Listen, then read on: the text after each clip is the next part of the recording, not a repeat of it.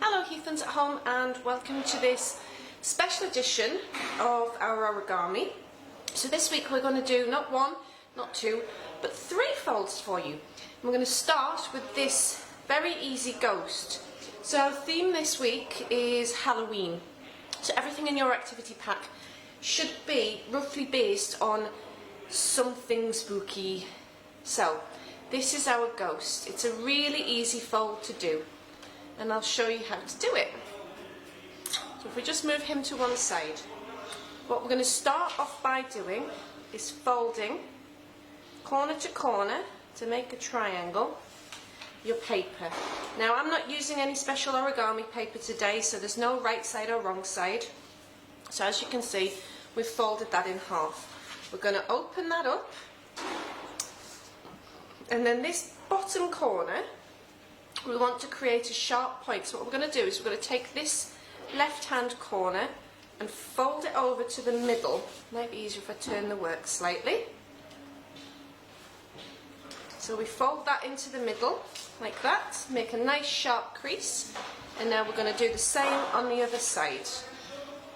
So we've turned in both sides and we're kind of making a kite shape.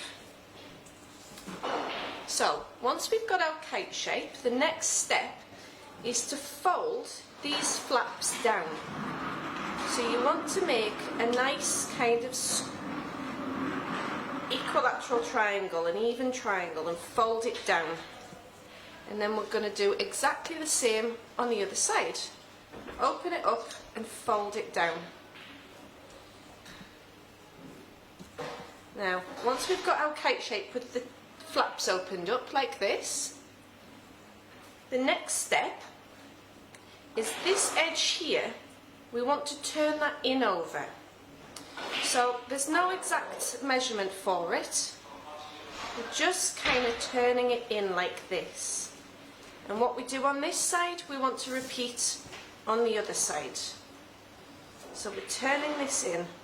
What we're going to try and do is make it roughly even. So these points are at about the same level. So we fold that down as well.